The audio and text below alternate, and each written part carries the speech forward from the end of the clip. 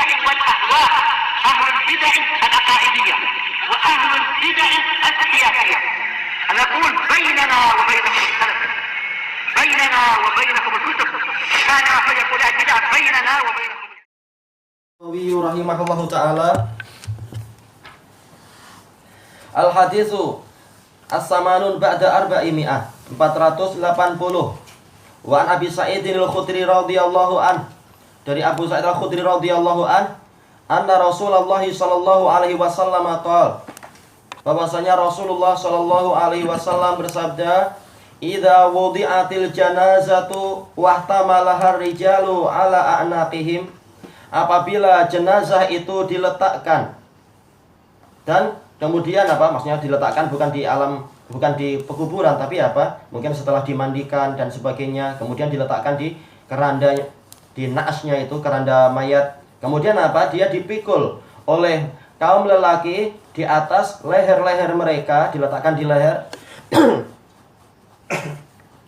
Fa in kanat sholihatan, kalau jenazahnya tadi adalah jenazah yang sholihah, qalat qaddimuni qaddimuni, dia akan berkata, majukan saya, majukan saya. Itu segerakan saya ke alam kubur. Untuk apa? Segera mendapatkan nikmat. Wa in kanat ghaira sholihah, kalau jenazah tadi tidak sholihah, qalat ya wailaha aina tadhhabuna biha, alangkah celakanya dia ini, kemana kalian membawa dia ini? Yasma'u sautaha kullu syai'in illal insan, suara dia didengar oleh segala sesuatu kecuali manusia. Walau sami'ahu la sa'id, seandainya manusia mendengar itu, dia pasti akan pingsan. Baik. Allah musta'an. Di sini Rasulullah SAW yang mana Allah Ta'ala berfirman, wa ma huwa 'alal ghaibi bidhanin. Rasulullah SAW itu tidak pelit, tidak kedekut untuk menceritakan perkara gaib. Apapun yang Allah Ta'ala wahyukan untuk diceritakan, beliau akan cerita. Nah sekarang Rasulullah SAW menceritakan salah satu kejadian yang gaib. Kita tidak dengar, kita tidak lihat, tapi Rasulullah SAW yang mendengar dan melihat dengan yaitu dengan kekuatan dan kekuasaan Allah Ta'ala. Ini bagian dari penetapan mukjizat, sesuatu yang Rasulullah lihat dan Rasulullah dengar, sementara kita tidak mampu itu. Ini mukjizat Nabi, tanda kekuasaan Allah Ta'ala dan tanda kebenaran Nabi. Yaitu apabila jenazah telah diletakkan dan dia dipikul oleh kaum lelaki di leher-leher mereka, maka yang terjadi adalah yang beliau ceritakan itu. Dan di sini ada dalil tauhid, yaitu orang yang mati tidak akan lagi mampu untuk memberikan manfaat pada diri sendiri, apalagi pada orang lain. Tidak akan mampu menimpakan madarat pada diri sendiri, apalagi pada orang lain. Jadi untuk apa orang yang mati itu disembah? Untuk pergi ke rumah dia yang kedua saja, ternyata dia harus dipikul oleh orang-orang. Bukan karena dia sangat mulia, tapi karena memang tidak mampu lagi untuk ke sana. Bukan seperti di dunia, yaitu dia mampu jalan kaki, tapi tapi karena dia raja, maka maka dia dibawa oleh orang lain, dipikul di atas tandu dan lain-lain. Tapi yang ini bukan karena masalah mulia atau dia itu orang yang tidak mulia, tetapi dikarenakan dia memang tidak mampu untuk pergi ke peristirahatan yang terakhir itu, sehingga dia harus dipikul. Maka kalau untuk masalah mandi aja tidak lagi mampu dimandikan, kemudian kalau kafan juga tidak mampu lagi pakai kafan sendiri, kemudian ke alam kubur, ke pekuburan pun dia harus harus dipikul, harus dibawa, tidak mampu untuk jalan sendiri. Tidak seperti dalam bayangan orang, oh itu pocong boleh lompat-lompat. Nah, sudah suruh orang yang mati itu lompat, nggak mampu. Itu cuma khayalan kalian, bahwasanya orang mati mampu hidup lagi dan lompat-lompat. Tapi itu adalah khayalan kalian yang percaya pada pada tipu daya setan itu, karena itu adalah jin-jin yang menampakkan diri. Berarti tidak boleh tidak boleh orang mati itu disembah, karena dia tidak mampu lagi memberikan apa-apa untuk kita. Bahkan untuk bayar hutang pun nggak mampu. Gimana malah kita minta, wahai Syekh Abdul Qadir, bayarkan hutang saya. Dia sendiri orang yang mati. Maka kalau dia punya hutang, ahli warisnya yang membayarkan. Bukan tahu-tahu tangannya nih, saya punya duit nih dari alam gaib, nggak ada itu. Kemudian dia dipikul oleh kaum lelaki. Dijelaskan oleh para fuqaha bahwasanya memang ini tugas lelaki. Wanita biar mengurusi yang lain-lain yang layak untuk bidang wanita. Bukan malah mereka yang memikul keranda-keranda mayat ini di luar apa? Di luar fitrah mereka dan di luar kemampuan mereka, kemampuan umum. Walaupun mungkin mampu kalau memaksakan diri, tapi biarkan ini diserahkan kepada kaum lelaki. Tayyib. Fa in kanat shalihah. Tayyib. Kemudian di sini ada apa? Tafsiliyah. Fa-nya tafsiliyah, dirinci. Kalau jenazah itu adalah jenazah yang shalihah, maka begini. Kalau jenazahnya ghairu shalihah, maka begitu. Maka setelah mati tidak ada lagi yang namanya titel ini, titel itu. Tidak ada lagi, oh, kalau dia adalah datuk atau datin, maka dia selamat. Kalau dia hanyalah papa kedana dan rakyat jelata, maka dia akan sengsara. Enggak ada. Sudah enggak ada lagi macam itu. Oh, dia adalah pemimpin besar atau dia hanyalah apa? Orang bawahan. Tidak ada. Dan juga tidak ada lagi pembahasannya dalam masalah dia orang kaya atau orang miskin. Enggak ada. Pekuburannya ya sama aja seperti itu. Kotak masuk ke dalam, tidak lagi ada plester, tidak ada lagi jos, tidak ada lagi apa itu istilahnya, ada ukiran dinding di tepi-tepinya, itu enggak ada. Semuanya kembali ke situ. Yang membedakan tinggal apakah dia orang soleh atau tidak, orang bukan jenazah yang solihah. Itu aja sudah. Yang tersisa hanyalah amalannya sekarang. Baik. Qalat, maka jenazah ini akan berbicara, qaddimuni, qaddimuni. Majukan saya, majukan saya. Ini adalah kejadian apa itu? Kejadian alam gaib yang di luar kemampuan kita dan di luar kemampuan akal untuk mencerna seperti itu. Kenapa? Karena di dalam hadis Al-Bara' bin Azib, demikian pula beberapa hadis Abi Hurairah, dan semuanya adalah sahih, yaitu apa? Kalau orang itu mati, rohnya dibawa naik ke langit. Kapan rohnya itu kembali ke jasadnya? Setelah nanti dia dimakamkan. Tapi berarti ini roh siapa yang bicara? Rohnya nggak bicara sekarang. Rohnya ada di atas sana. Sementara sekarang yang bicara adalah jasad yang tanpa nyawa. Gimana dia bicara? Nah, ini di luar kemampuan kita. Karena Allah Ta'ala dan Rasulnya tidak menceritakan itu, tapi itu pasti betul. Dia akan bicara itu sepanjang perjalanan itu. Tapi gimana kalau kita dengar? Pening kita. Bukan pening, kita yang nanti ikut dipikul juga nanti. Tapi ketika dia sedang dipikul di leher kaum lelaki tadi itu, dia akan bicara itu, majukan saya, majukan saya. Baik. Yaitu untuk apa? Dijelaskan oleh para pensyarah, dijelaskan oleh Syekh Ibnu Utsaimin dalam Syarah Riyadhus Shalihin juga, yaitu dia ingin ketika dia mati, sebagaimana dalam hadis Aisyah muttafaqun alaih, dia akan dikabari tentang apa? Tentang tempat tinggal dia di surga. Maka apa? Dia gembira. Maka dia tahulah dia bahwasanya memang berita Nabi itu betul.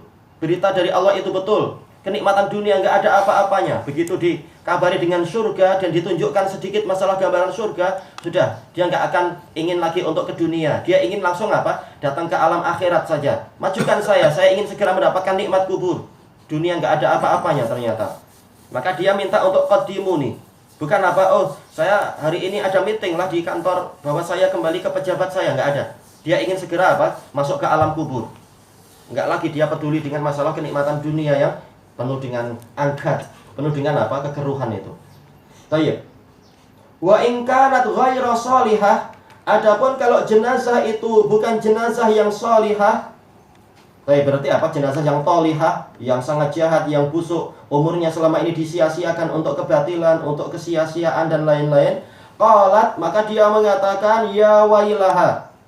Dijelaskan oleh Ibnu Hajar dalam Fathul Bari, ini adalah sebagai apa? Sebagai intiqal. Harusnya dia mengatakan ya wailai, sebagaimana di dalam riwayat yang lain, yaitu celakalah saya, karena membicarakan diri sendiri. Tapi kenapa untuk riwayat yang ini ya wailaha dan itu riwayat sahihah? Kenapa? Dikarenakan yaitu karena dia tidak ingin keburukan itu dinisbatkan pada dirinya, maka dia tidak rela dirinya itu celaka. Maka dia mengatakan, oh celaka dia itu, bukan celaka saya. Nggak mau mengatakan celaka saya, tapi celaka dia. Padahal dia itu siapa? Ya engkau sendiri. Nah, dia nggak mau itu melihat kecelakaan yang sangat besar. Alangkah celakanya dia. Aina tadhabuna biha? Kemana kalian bawa dia pergi? Nah, ini nggak ada, sudah nggak ada faedahnya lagi pertanyaan itu. Baik. Ini menunjukkan bahwasanya yang tidak sholihah tidak akan diberi kabar gembira tentang surga. Ini menunjukkan bahwasanya surga hanya dimasuki oleh orang-orang yang sholih. Ataupun bagaimana kalau dia jahat? Untuk pertamanya dia nggak boleh masuk, tapi nanti ada sisa-sisa kesolihan, yaitu dia masih ahli tauhid, boleh masuk suatu saat nanti. Baik. Tapi asalnya surga memang hanya untuk orang yang bertakwa. Tayyib. Kemana kalian membawa dia pergi? Tayyib. Yasma'u sautaha kullu syai'in illal insan. Insan di sini ketika dimutlakan masuk di dalamnya adalah semua mukallafin dari kalangan al-insi wal jin, manusia dan jin. Semuanya akan mendengar suara orang tersebut, suara jenazah tersebut, kecuali manusia dan mukallaf yang satunya lagi yaitu jin. Mereka juga nggak dengar itu. Walau sami'ahu la sa'id. Seandainya dia mendengar itu, niscaya dia akan pingsan. Menurut salah satu penafsiran. Penafsiran yang lain, sa'iqa adalah apa itu? Mat. Dia akan mati. Dan mungkin, terutama yang jantungan, yang jiwanya tidak kuat, mungkin boleh sampai mati itu. Kenapa? Kalau orang terkejut dengan ketakutan yang amat sangat, boleh jadi akan sebagian pembuluh darahnya itu tersumbat. Nah, nanti setelah itu mungkin akan apa? Mati. Kalau yang tersumbat bagian jantung atau bagian otak atau barangkali adalah bagian paru-paru, maka boleh jadi sebentar lagi dia akan mati. Tayyib. Boleh jadi lebih terkejut lagi, bukan hanya tersumbat, bahkan apa? Pecah. Karena apa? Keterkejutan itu menyebabkan darah akan terpompa dengan lebih keras. Nah, kalau ada bagian yang tersumbat, maka boleh jadi bagian itu nanti akan pecah karena dorongan darah yang amat sangat. Jadi boleh jadi dia pingsan, boleh jadi dia mati, kembali kepada kadar kekuatan dia. Sebagaimana sebagian salaf ketika membaca dan merenungkan ayat-ayat tentang hari kiamat, ada yang menangis, ada yang pingsan, ada yang bahkan mati. Sesuai dengan apa? Kadar kekuatan. Adapun yang betul seperti yang dirojihkan oleh Syekhul Islam, juga Ibnul Qayyim dan juga Ibnul Jauzi, para salaf hanya menangis saja. Jumhur salaf cukup menangis karena Rasulullah juga cukup menangis, tidak perlu sampai pingsan dan sebagainya. Baik, itu pun sudah bagus mampu menangis. Allahul musta'an. Baik. Ini menunjukkan bahwasanya perkara itu adalah perkara yang fadhi'ah, yaitu yang sangat mengerikan. Iya, bagaimana dia sudah mati lalu tahu-tahu dia bicara lagi. Jelas apa? Boleh jadi banyak orang yang lari itu. Nah, yang tidak sempat lari mungkin akan pingsan dan seterusnya. Baik. Disebutkan oleh Ibnu Hajar rahimahullahu ta'ala setelah menyebutkan memang ini adalah bagian dari alam gaib, dan juga menyebutkan bahwasanya ini adalah tanda kekuasaan Allah, mampu menjadikan segala sesuatu itu berbicara. Sebagai apa? Pembenaran dari firman Allah Ta'ala tentang kejadian di hari kiamat. Ketika apa? Kulit-kulit, tangan dan kaki berbicara, bersaksi. 5. Syahidtum alaina qalu antaqanallahu alladzi antaqa kulla syai'. Maka kulit-kulit tadi, tangan dan kaki mengatakan, yang membuat kami bicara adalah zat yang membuat bicara segala sesuatu. Jadi sesuatu yang mati itu pun Allah mampu menjadikan dia berbicara. Bahkan sesuatu yang tidak punya ruh, Allah Ta'ala mampu menjadikan dia itu berbicara. Walaupun mungkin apa? Karena telinga kita tidak mampu mendengar segalanya, kita tidak mampu mendengar yang itu. Sesuatu yang masih di alam nyata saja, berapa banyak getaran-getaran dan frekuensi yang kita tidak mampu mendengar. Sebagaimana kalau kita pelajari di sekolah, kita hanya mampu mendengar yang 20 sampai 20 ribu hertz saja. Menunjukkan lemahnya telinga manusia. Yang di atas itu atau lebih lemah dari itu, kita nggak mampu mendengar, padahal itu masih di alam nyata. Bukan karena dia tidak ada, tetapi karena apa? Telinga kita itu terlalu lemah.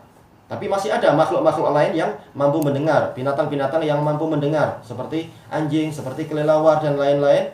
Banyak frekuensi yang di atas itu yang mereka mampu untuk apa? Mendengar itu. Intinya adalah apa? Sesuatu yang tidak kita dengar tetapi diberitakan oleh Rasul itu mampu bicara, hendaknya kita mengimani, karena ini adalah kekuasaan Allah. Maka di sini ada dalil tentang kejadian di hari kiamat. Kalau Allah Subhanahu wa ta'ala mampu menjadikan manusia itu bicara, padahal dia tidak punya ruh, tapi secara fitrah manusia memang apa? Mampu bicara. Maka bagaimana dikatakan dia tidak mampu untuk yang lebih hebat lagi? Dia mampu itu. Untuk apa? Menjadikan batu-batu berbicara. Bahkan langit dan bumi pun mengatakan ataina ta'iin, kami datang dalam keadaan sukarela. Makhluk-makhluk yang lain pun mampu berbicara sesuai dengan kekuasaan Allah Ta'ala, sesuai dengan kehendak Allah. Jadi Allah mampu menyuruh bicara, menjadikan sesuatu jamadat, benda-benda mati itu berbicara. Karena ini adalah kekuasaan Allah Ta'ala. Baik, sekarang apa sisi pendalilan yang diinginkan oleh Imam An-Nawawi rahimahullah? Yaitu gabungan antara targhib dan tarhib. Yaitu di sini ada dorongan untuk menjadi orang soleh. Karena kalau dia jadi orang soleh, dia akan diberi kabar gembira tentang kenikmatan surga di alam kubur. Maka dia akan lupa tentang apa? Kenikmatan dunia, tidak ingin lagi kembali ke dunia. Tapi apa? Dia ingin segera masuk ke alam kubur, menikmati kenikmatan-kenikmatan di kubur dan seterusnya. Ini untuk siapa? Untuk orang soleh. Terbentuk harapan. Baik. Adapun kalau dia bukan orang soleh, maka yang ada adalah kengerian demi kengerian. Kenapa? Ketika dia mau mati, yang datang adalah malaikat-malaikat yang hitam. Kemudian dicabut dengan sangat menyakitkan. Kemudian diberi kabar gembira, bukan kabar gembira, tapi apa? Kabar yang akan sangat menyusahkan dia. Sebagaimana dalam hadis Abi Hurairah. Hadis Abi Hurairah yang diriwayatkan oleh Imam Bukhari itu. Ini sudah ana nukilkan di dalam pembahasan adab dan nikmat kubur.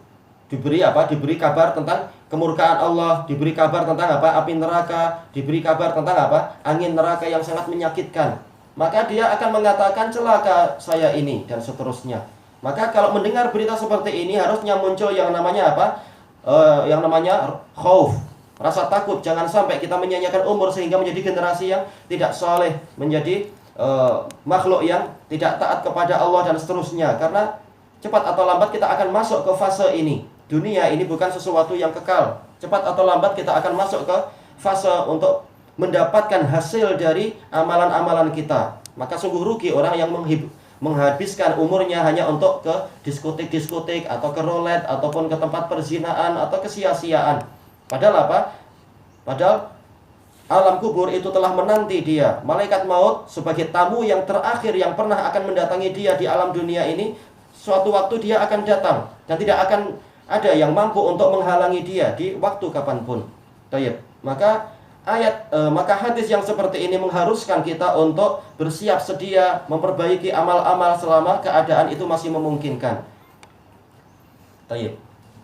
Disebutkan di dalam kisah nyata Arab, Anda baca dalam kisah nyata Arab, ada seorang anak lelaki yang pemalas, nggak mau sholat.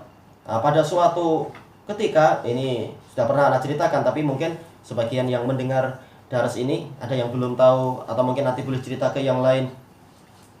Nggak sebutkan nama dia, tapi apa? Itu kalau nggak salah di Uni Emirat Arab.